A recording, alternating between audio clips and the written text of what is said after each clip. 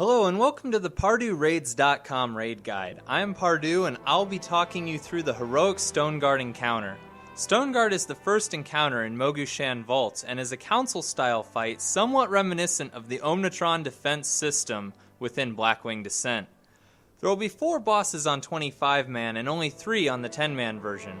The abilities are similar for both and the mechanics also work the same. However, I will be speaking from a 25-man perspective. With that in mind, let's begin looking at the boss positioning and basic abilities. Each of the 4 bosses has an energy bar which starts at 0 and charges up to a value of 100 when they are within 12 yards of another boss. DPS should only damage bosses that are gaining energy since others take reduced damage. When the energy bar reaches full, the boss will overload, which causes significant raid-wide damage. 2 overloads happening simultaneously will wipe your raid. To handle this, tanks will position the boss in a square pattern and move the bosses to each other as needed to stack energy. In general, we rotate clockwise and ensure the energy bars are offset by about 20%. In this attempt, we used 4 tanks and had them rotate around the edge. Some guilds chose to only use 3, and some positioned the boss in the center to avoid melee moving and to help the raid stack more.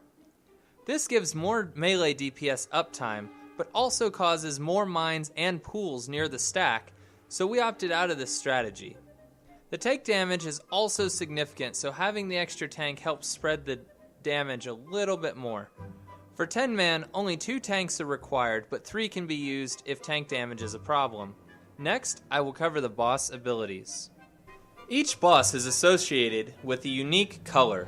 The 4 colors are Amethyst, Jasper, Cobalt, and Jade. Each boss has one unique ability that the raid will need to handle. The Amethyst Guardian will cast Amethyst pools on the ground. The raid needs to simply move out of these purple pools to avoid unnecessary damage. The Jasper Guardian will select 2 players and link them with a red beam called Jasper Chains.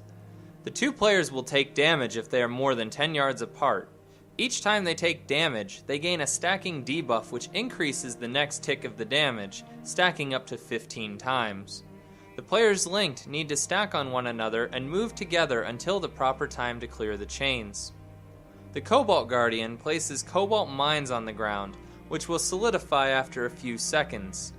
Once they are armed, any player who comes within 6 yards of them will detonate the mine.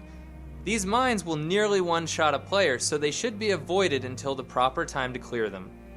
We also utilized immunities and heavy damage reduction abilities such as Dispersion to clear them up early.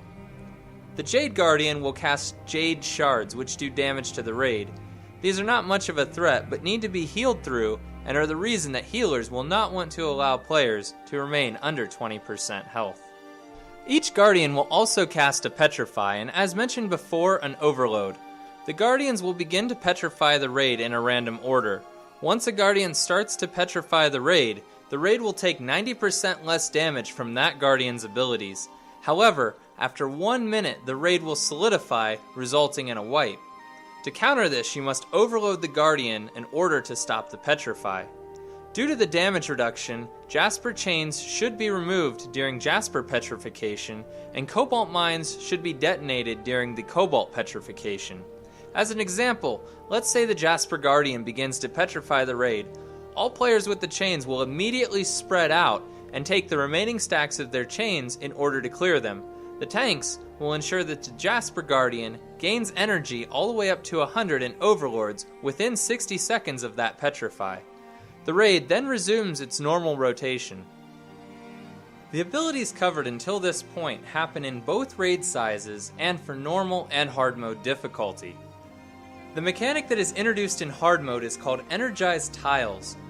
Each Guardian creates crystals which can be clicked. Clicking the crystals gives a debuff with 10 stacks which deals damage over time and allows the player to run over a tile and energize it. The players must energize 10 tiles quickly to clear the debuff before running back to click the crystal. Each stack of energized tiles gives the entire raid 1% damage and 1% mana regeneration. This buff is vital for beating the Enrage and to meet the healing requirements for this fight. Therefore, it is recommended that the raid gets 140 or more stacks of the debuff, or even maxes it to 200. The bosses will reset all the energized tiles at 75% health and at 40% health, causing the raid to lose their damage and healing buff. DPS without chains should quickly go and repopulate the floor with energized tiles. Healers will want to use cooldowns to mitigate damage and help slightly with mana conservation.